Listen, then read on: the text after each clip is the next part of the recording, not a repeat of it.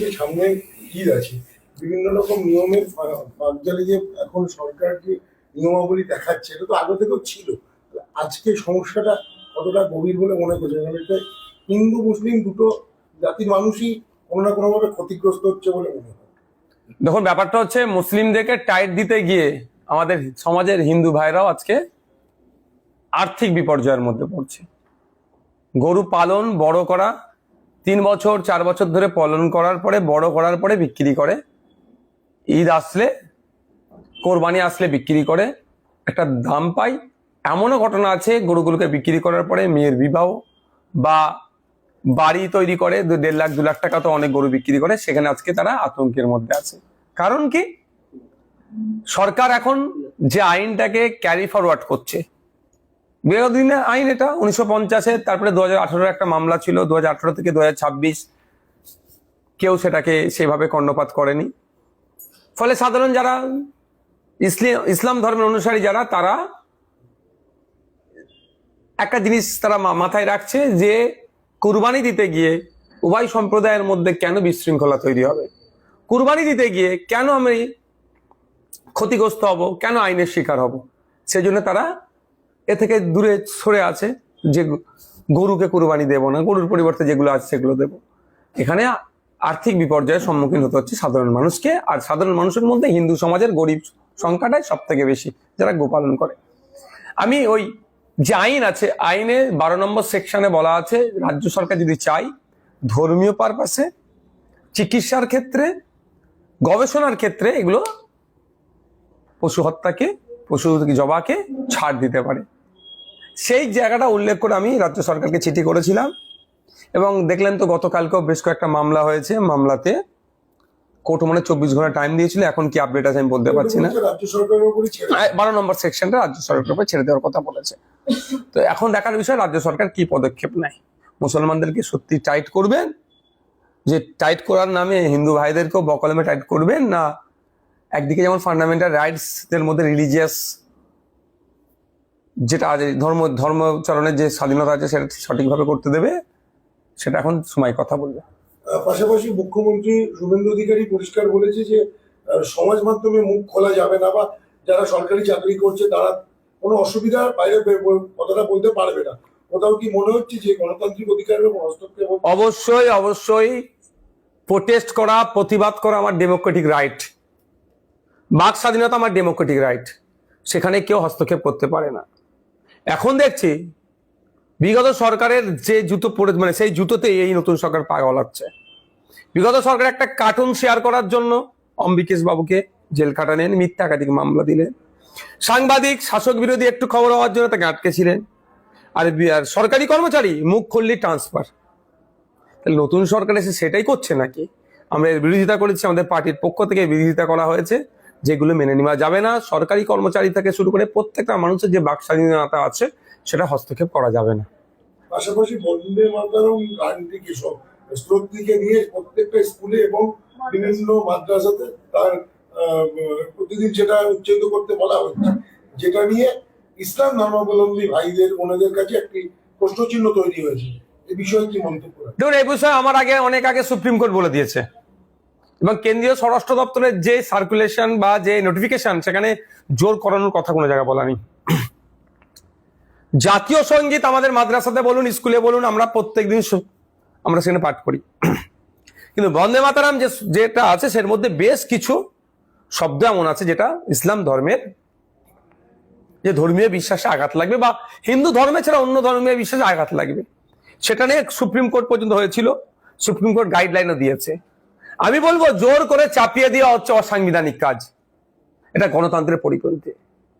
হ্যাঁ, রিকোয়েস্ট করা যেতে পারে যে আপনি এটা চালাতে পারেন, যেটা কেন্দ্র সরকারের স্বরাষ্ট্র দপ্তরের নোটিফিকেশন ছিল। এখন একদিন অন স্টেপ এগিয়ে গিয়ে এ কথা বলছে। তবে বলি একটা কথা, সুপ্রিম কোর্টের তাহলে এই অর্ডারটাকে রাজ্য সরকার মানছে না। আমরাও টিচার্স যারা আছেন, যে সংগঠনগুলো আছে, তাদের সাথে কথা বলছি। যদি এটা জোর জবরদস্তি করা হয়, চাপিয়ে দেওয়া হয়, অসাংবিধানিক কার্যকলাপ করা হয়, একটা নির্দিষ্ট ধর্মীয় কিছু রীতিনীতি বা শ্লোক অন্য ধর্মের উপরে চাপিয়ে দেওয়া, এটা সংবিধান বহির্ভূত, এটাকে চ্যালেঞ্জ করা হবে, আইনের মাধ্যমে এটাকে রোকা হবে। আপনি বিগত দুদিন আগে একটা ডেপুটেশন জমা করেছেন 27 লক্ষ মানুষের নাম ভোটার তালিকা আনার জন্য, ঠিক কতটা সরকারের দিক থেকে এখনো পর্যন্ত কোনো রকম সাড়া পেয়েছেন? আমি অবাক হয়ে যাচ্ছি, পশ্চিমবাংলা সরকারের 4 তারিখে সরকার পরিবর্তন হয়েছে, 9 তারিখে মনে হচ্ছে সরকার শপথ নিয়েছে, আজকে তারিখ হচ্ছে আপনার 22 তারিখ। এই কটা দিনে অনেক ভালো ভালো কথা, অনেক আলোচনা সমালোচনা, অনেক পক্ষে বিপক্ষে আলোচনা হলো, কিন্তু 27 লক্ষ নাগরিকের যে ভোটাধিকার হরণ হলো বা ডিলিট হলো, যেখানে 17 লক্ষ আমার হিন্দু, 10 লক্ষ আমার মুসলমান ভাই, মিলিয়ে 27 লক্ষ মানুষের কি হবে ফিউচার? রাজ্য সরকারের যিনি প্রধানে আছেন শুভেন্দু অধিকারী মহাশয়ের মুখে একটাও শব্দ দেখলাম না। শুধু তাই নয়, প্রধান বিরোধী দল হিসেবে যারা নিজেদেরকে দাবি করছেন সেই বিরোধী দলনেতার মুখেও একটাও শব্দ দেখতে পেলাম না। আমরা গিয়েছিলাম ডেপুটেশনে, আমরা সেখানে জানিয়েছি, আপনাদের মিডিয়ার মাধ্যমে সাধারণ মানুষকে জানাই, সদার্থক সে অর্থে উত্তর পাওয়া যায়নি। তারা বলেছেন যে আমরা chief justice of Calcutta high court, registrar general of Calcutta হাইকোর্টের সাথে আলোচনা করছি যাতে স্পিড আপ করার জন্য। আমরা আইএসএফ ডেপুটেশন দিয়েছিলাম বেশ কিছু, যে দ্রুততার সাথে ওই 27 লক্ষ মামলা নিষ্পত্তি করে ভোটার লিস্টে নাম উঠুক, নতুন করে হয়রানি করা যাবে না, অহেতুক পেরেশানি করা যাবে না, আতঙ্কের পরিবেশ তৈরি করা যাবে না, এই দাবি আমরা রেখেছি। এবং ওখানে গিয়ে কথা বলে যেতে বুঝতে পেরেছি কোনো না কোনো জায়গায় একটা ধীর গতিতে চলছে, সেটা চলছে কি চালানো হচ্ছে সেই বিতর্কে আমি জড়াবো না, যাতে স্পিড আপ হয় তার কথা বলেছি। এবং একটা নির্দিষ্ট টাইম বেঁধে দেওয়া হোক যে এত তারিখের মধ্যে এই টোটাল কেস 27 লক্ষ কেস সমাপ্ত করতে হবে, নিষ্পত্তি করতে হবে। সের উত্তর সে অর্থে দিতে পারেনি। আমরা আমাদের আইনজীবীর সাথে কথা বলেছি, জানেন আমি কলকাতা হাইকোর্ট থেকে দিল্লি সুপ্রিম কোর্ট পর্যন্ত এসআইএন নিয়ে আমার মামলা আছে, সুপ্রিম কোর্টের ওই মামলাতে বা অ্যাড করতে পারি বা নতুন করে হতে পারে, সে আলোচনা চলছে, এখনো ফাইনাল আমাদের এখনো চূড়ান্ত সিদ্ধান্ত হয়নি, যে একটা নির্দিষ্ট টাইম ফিক্সড করা যে এই সময়ের মধ্যে এই 27 লক্ষ কেসকে সমাপ্ত করতে হবে। এই বিষয়ে আগামী দিনে আমরা মামলা করতে যাচ্ছি। 4 তারিখে ভোটের রেজাল্ট আউট হয়েছে, আজকে দাঁড়িয়ে থাকলে দেখা যাবে যে 18 দিন বিজেপি সত্তায় এসেছে রাজ্যে। সেখানে এখন প্রতিদিনই ফোন খুললেই বা সংবাদ মাধ্যমে দেখলেই দেখা যাচ্ছে কেউ না কেউ তৃণমূলের পক্ষ থেকে আটক হচ্ছে বা গ্রেফতার হচ্ছে। নওশাদ সিদ্দিকীর পক্ষ থেকে কি বার্তা থাকবে? দেখুন, যাদেরকে ধরার কথা এখন তাদেরকে ধরছে না, চুন ও পুটিদের এখন হাত লাগাচ্ছে। দরকার তো রাঘব বোয়ালদের, পঞ্চায়েতের প্রধান উপপ্রধান সদস্যর রাইট অত সাহস ছিল না এই দুর্নীতিগুলো করার, যদি ওপরে বড় হাত না থাকতো। হ্যাঁ, এদেরও না ছাড় পায়, কিন্তু যাদের নির্দেশে এই দুর্নীতিগুলো হতো, যাদের মনিটরিং এই দুর্নীতিগুলো হতো, তাদেরকেও ধরতে হবে আমার বক্তব্য এটা। আর যে সমস্ত টাকা দুর্নীতি করেছে সব বার করে রাষ্ট্রীয় কোষাগারে জমা করে, রাজ্যের কোষাগারে জমা করে আবার প্রকল্পগুলো ফেরত দেওয়া হোক। আর যেগুলো দেখা যাচ্ছে আবাস যোজনা 20,000 30,000 করে নিয়েছে, উদ্ধার করে ওই গরিব মানুষটাকে পৌঁছে দেওয়া হোক। পাশাপাশি যে বুলডোজার চালানো হচ্ছে সেটা শিয়ালদা থেকে শুরু করে হাওড়া, বাক্সাকাশ এবং বিভিন্ন জেলা স্তরেও ক্যানিংও হয়েছে, এই বিষয়ে আপনি কি বলবেন? দেখুন, আমি তো হকারদের পক্ষে সবসময়, আমি শ্রমজীবী মানুষের পক্ষে ছিলাম, আছি, থাকবো।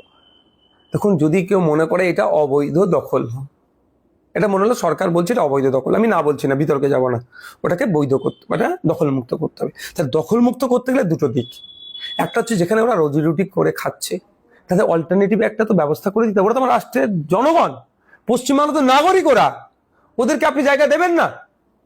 চুরি চামারি করছে না, ওখানে বসে ইনকাম করে সংসারটা চলছে, তাকে তার অল্টারনেটিভ জায়গা ব্যবস্থা করে দিও। আর হচ্ছে নির্দিষ্ট টাইমের একটা নোটিশ দেওয়া। প্রথম বুলডোজার চালিয়েছিল পশ্চিমবাংলাতে এই বিজেপি সরকার এসছে তিল জ্বলাতে, সেই বুলডোজারকে আমরা আইনের মাধ্যমে আটকেছি। প্রথম বুলডোজারকে আমরাই ধাক্কা দিয়েছি, কি অনৈতিক পন্থা অবলম্বন করে হচ্ছিল বলে। যে আমরা দেখতে পাচ্ছি সোশ্যাল মিডিয়ার মাধ্যমে যে মাদ্রাসার ছেলেদেরকে ধরে বলা হচ্ছে যে জয় শ্রীরাম বলার জন্য, মাদ্রাসা হোক, স্কুল হোক, হিন্দু হোক আর মুসলমান হোক, কাউকে জোর করে তার মতের বাইরে গিয়ে কোনো ধর্মীয় স্লোগান দিয়ে দেওয়ানো যায় না, এটা আইনের পরিপন্থী। যে ধরনের এই ঘটনা যেখানে ঘটছে তাদের কাজই একটাই হবে যে তার লোকাল থানায় একটা রিটেন কমপ্লেন করা, সর্বপ্রথম কাজ হবে। রিটেন কমপ্লেন করার পরে যদি সেটা এফআইআর হিসেবে ট্রিট না করে, সেটা আমাদের সাথে যোগাযোগ করতে পারে। অনেক স্বেচ্ছাসেবী সংগঠন আছে, সুবুদ্ধি সম্পন্ন মানুষ আছে, তাদের সাথে যোগাযোগ করতে পারে। সেটাকে কোর্টে গিয়ে এফআইআর করে তার বিরুদ্ধে আইনত লড়াই করে তার এই অনৈতিক কাজকে বন্ধ করতে হবে। আরেকটা কথা যেটা হচ্ছে যে ভোটে তো হার জিত আসে। বিগত দিনে সিপিএম চলে গেছিল, তৃণমূল এসেছে, কখনো কংগ্রেস চলে গেছে, কিন্তু এইবারে যে এফেক্টটা তৈরি হয়েছে তৃণমূলের, কারণ কাউন্সিলর বা পঞ্চায়েত সেগুলো তো এখনো তৃণমূলের আন্ডার তৃণমূল সরকারই রয়েছে, তারা নেই। এরা না থাকার জন্য সাধারণ মানুষ তার পরিষেবাগুলো তো পাচ্ছেই না। পাশাপাশি প্রতিটা এলাকাতে এই পরিষেবা না পাওয়ার জন্য অর্ধেক কাজ হয়ে আছে, কোথাও কাজ বন্ধ হয়ে আছে। এই যে সলিউশনটা, এটা প্রধান বিরোধী দল হিসেবে তৃণমূল বা আপনারাও তো বিরোধী দল, কিভাবে দেখছেন? সেক্ষেত্রে সেক্রেটারি আছে পঞ্চায়েতের, প্রত্যেকটা ক্ষেত্রে সেক্রেটারি আছে। আর দ্বিতীয় কথা হচ্ছে, কেন পালাচ্ছে? আমি কি তাদেরকে তাড়িয়ে দিচ্ছি ঘর থেকে? বলতে পারবে কেউ? এই লেভেলের দুর্নীতি করেছে, তারা ভয় এলাকায় থাকতে পারছে না। আমি বলবো ফিরে আসুন, পরিষেবা দিন। আর যদি ফিরে আসতে ভয় লাগে, পদত্যাগ করুন, সেই জায়গায় নতুন করে অন্যকে সুযোগ দিন, পরিষেবা সাধারণ মানুষ পাক। 1 বছর আগে একটা আইন হয়েছিল, সেই আইনটা এখন লাগু করা হয়েছে। সিএ এবং অনুপ্রবেশকারীদের পুলিশকে অ্যারেস্ট করতে বললো এবং বিএসএফ এর হাতে তুলে দিতে বললো। সেটাকে নিয়ে অনেক মানুষ বিভ্রান্তের ভেতরে আছে যে যাদের ডিলেট হয়ে গেছে, মানে যাদের ভোটার লিস্টে ডিলেট হয়ে গেছে, তাদেরকে হয়তো অ্যারেস্ট করা হবে। এই নিয়ে দেখুন, আমি অনেকটা কথা বলেছেন, আমি একটা কথা স্পষ্ট ভাষায় বলছি, সিএ নিয়ে আমার অলরেডি চ্যালেঞ্জ করা আছে, মামলা চলছে সুপ্রিম কোর্টে। সেই তারিখ ওই প্রসঙ্গ সরিয়ে রাখছি। যাদের ভোটার লিস্টে নাম ডিলিট হয়েছে এই 27 লক্ষ, তারা আতঙ্কিত হওয়ার জায়গা নাই এই ক্ষেত্রে, এই রিলেটেড, যে তাদেরকে পুলিশ ধরবে। আপনার এখন ভোটার লিস্টের নাম থাকবে না থাকবে, এটা ভোটার লিস্টের নাম থাকা না থাকার সাথে সিটিজেনশিপের কোনো সম্বন্ধ নাই। আপনার ভোটার কার্ড নাই, আধার কার্ড আছে, প্যান কার্ড আছে, রেশন কার্ড আছে, দলিল আছে, আপনি তো ভারতীয়। এটা আপনারা বুঝতে পারছেন না কেন? এটা আতঙ্কের পরিবেশ তৈরি করা হচ্ছে। আপনাকে আমাকে আতঙ্কে রাখতে পারলে শুভেন্দু অধিকারীকে প্রশ্ন করা যাবে না। আপনি বলেছিলেন ক্ষমতায় আসলে 450 টাকা গ্যাস দেবো, এই প্রশ্নটা কেউ করবে না। চাকরির কথা বলেছিল, পেট্রোল ডিজেলের দামের কথা বলেছিল, মুখ্যমন্ত্রীকে আর কেউ এই প্রশ্ন করবে না। ওই জন্য আতঙ্কে রাখবে, এমন কথা বলবে, ঠিক মধ্যিখানে বলে ছেড়ে দেবে, সাধারণ মানুষ এটা নিয়ে হই হই করবে। আরে আমার ভোটার ডিলিট হয়েছে অন্যায় ভাবে, আমার তো আরো কাগজ আছে। আচ্ছা, আপনারা যারা ভোট দিতে যান, ভোটার কার্ড ছাড়া আর মনে হয় 11টা মনে হয় ডকুমেন্টস আছে ভোট দেওয়া যায়, তাহলে কেন সেগুলো অ্যালাউ করেছিল? আপনার ভোটার কার্ড হারিয়ে গেছে, আপনি আধার কার্ড দিয়ে ভোট দিতে পারেন, তাহলে আধার কার্ড আপনার কাজে লাগবে না? আপনার দলিল আছে আপনার কাছে। এটা আতঙ্কের পরিবেশ তৈরি করা হচ্ছে। এসআইআর বাদ যাওয়া 27 লক্ষ মানুষের নিয়ে প্রতিবাদ আপনি একাই করেছিলেন এবং টিএমসির 80টা প্রার্থী থাকাও তারা চুপ হয়ে আছে। এটা আমি কিছু বললেই আবার কিছু সোশ্যাল মিডিয়া হই করছে। আমার অ্যাডমিনরা দেখাচ্ছিল, অনেকে রাগ হচ্ছে, বলছে এখনো কেন তৃণমূলের বিরুদ্ধে বলছে। আরে তৃণমূলের সব থেকে বড় অপরাধ তৃণমূল করেছে বিজেপিকে হাত ধরে বাংলায় নিয়ে আসা। আজকে বিজেপি সরকার তৈরি হতো না, এই ফ্রন্টে নিয়েছে না লড়াই করার গল্প শোনালে। তৃণমূল বিজেপিকে ফ্রন্টে নিয়ে এসছে, আজ সব থেকে বড় অপরাধ। 80টার কিচ্ছু দাম নেই, 80 আর 0 সমান, কারণ দুর্নীতি করে দলটা এই পর্যন্ত পৌঁছে গিয়েছে, ভয়ে মুখ খুলতে পারছে না। গতকালকে দেখছিলাম শিয়ালদাতে কোনো একটা কারণে এই একটা প্রোটেস্ট করছে, হকারদেরকে নিয়ে প্রোটেস্ট করছে, পজিটিভ, আমার কাছে নেগেটিভ না পজিটিভ। সেখানে দেখলাম 3 জন মাত্র এমএলএ, যে দলে 80টা এমএলএ 3 জন এমএলএ। শুধু তাই নয়, আর কর্মী সমর্থক মিলিয়ে 20টা থেকে 21টা হবে না। মানে বুঝতে পারছেন দলটা কি লেভেলে পৌঁছেছে। আমি বলেছিলাম 6 মাস যাবে না এই দল ক্ষমতা থেকে চলে গেলে পোস্টে আপনার ফ্ল্যাগ মাদার লোক পাওয়া যাবে না, বলেছিলাম অনেক আগে। দেখবেন পুরাতন রেকর্ড খুঁজে বার করবেন, পেয়ে যাবেন আপনারা। আর সেই জায়গায় যাচ্ছে। আজকে দেখছিলাম বিরোধী দলনেতাকে মাটিতে বসে আছে, তার রুম দেয়নি বলে প্রতিবাদ করছে। পাপ কোনোদিন বাপকেও ছাড়ে না। আমাকে 5 বছর রুম দেয়নি বিধানসভার মধ্যে। আমি কিন্তু ওই কাঁদা কাটা করার ছেলে নাই, মাটিতে বসিনি। হ্যাঁ, বসেছে, প্রোটেস্ট করতে পারে। নওশাদ সিদ্দিক আমাকে দেয়নি। আমি কারো মিডিয়ার সামনে কান্নাকাটি করছি নাকি? আমি চুপ ছিলাম। কোথাও লবিতে বসতাম, এখানে যে সেইখানে গিয়ে ওখানে গিয়ে বসতাম, আমি কাজ মিটিয়ে নিয়েছি 5 বছর ধরে। বিধানসভাতে একটু আমি মানে আমার যতটা সামর্থ্য আছে সেখানে আমি আটকাইনি কিছু, মানে আমি চালিয়ে গেছি, আমার রুম দেয়নি বলে। আজকে দেখলাম কি রুমের জন্য তারা আন্দোলন করছে। হ্যাঁ, দেওয়া দরকার, তাদেরকে যে রুম দেয়নি এর আমি প্রতিবাদ করছি, দ্রুততার সাথে বিরোধী দলকে রুম দেওয়া দরকার, এটাও কিন্তু আমি বলছি। কিন্তু পাপ কেউ ছাড়ে না। নওশাদের সাথে কি করেছিল বিগত সরকার, আজকে তারাই বসছে। কিন্তু সেখানে থেকে 80 জনের মধ্যে কজন ছিল? 10 থেকে মনে হয় 12 জন। এই দলটা আর মনে হয় 6, মানে বিজেপি যতদিন চাইবে, এখনো বলছে আবার বিজেপি যতদিন চাইবে পশ্চিমবাংলা তৃণমূল থাকুক অতদিনই থাকবে। আর বিজেপি এই দিন বলবে যে না আমি আর তৃণমূলকে পশ্চিমবাংলা রাখবো না, সেই দিনই উঠে যাবে দলটা। পশ্চিমবাংলা থেকে টিএমসি মুছে ফেলার পিছনে নওশাদ সিদ্দিকী ও হুমায়ুন কবিরের হাত, কি বলবেন? দেখুন, আমার এইটা নিয়ে আমার সাথে একটা আপনারা করুন, লাইভ করবেন, একটা দিন করুন, আপনারা চ্যানেল মিলে সাধারণ মানুষকে বার্তা দেবেন, একদিন লাইভ হবে, লাইভ আলোচনা হবে। সাধারণ মানুষ যারা সাধারণ মানুষ অ্যাকচুয়াল নয়, যারা তৃণমূলপন্থী বুদ্ধিজীবী বলে, যাদের এখন মাল আসা বন্ধ হয়ে গেছে, তারা খুব এটা নিয়ে খুব মিসগাইড করছে। আমি আমার উত্তর দেব। আমি হুমায়ুন কবিরের উত্তর দিতে পারবো না, আমি অন্য কারো উত্তর দিতে পারবো না। আমি লাইভে বসবো, কোশ্চেন করবে, যুক্তি দিয়ে তার কথাটাকে আমি কাটাবো। আর তারও কোশ্চেনের পিছনে যদি কোনো যুক্তি থাকে, আমি যদি ভুল হয়ে যাই, আমি ভুল স্বীকার করবো। আরে ভাই, আমি 30টা জায়গায় প্রার্থী দিয়েছিলাম, 1 নম্বর কথা। দ্বিতীয় কথা, আমার একটা কথা সাম্প্রদায়িক আছে যে অন্য ধর্মের মানুষ আমার উপরে ক্ষিপ্ত হয়ে আইএসএফকে ভোট দেওয়া তো দূরের কথা, তৃণমূলকে তো ভোট দেওয়া দূরের কথা, বিজেপিকে ভোট দেবে, এই ধরনের কেউ আমাকে একটা শব্দ বলতে পারবে? তো কিসের জন্য বলুন? আমি আমার ভাঙরের কথা বলি। গতবারের থেকে 20,000 ভোট আমি বেশি পেয়েছি। গত 2021 সালে আমি আমার নন মুসলিম ভাই তথা হিন্দু ভাইদের খুব একটা ভোট পাইনি ভাঙর থেকে। এবারে আমার ভোট বেড়েছে, তাদের প্রচুর ভোট পেয়েছি।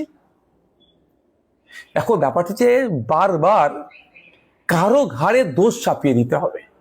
আপনার খেয়াল আছে 21-এর পরে বা বেশ কয়েকটা নির্বাচনের পরে লক্ষ্মীর ভান্ডারকে নিয়ে অনেকে খিল্লি করেছিল, লক্ষ্মীর ভান্ডারের কাছে হেরে গেলাম। আমি নওশাদ সিদ্দিকী তখন প্রতিবাদ করেছিলাম, ভুল হচ্ছে, যারা লক্ষ্মীর ভান্ডার নাই সেটাকে নিয়ে আপনারা খিল্লি করবেন না, কারণ আমাদের মানুষের কাছে পৌঁছাতে পারিনি, মানুষের রাইট আমার কাছে আসেনি, অধিকার আমাকে দেয়নি, তো মিটে গেল।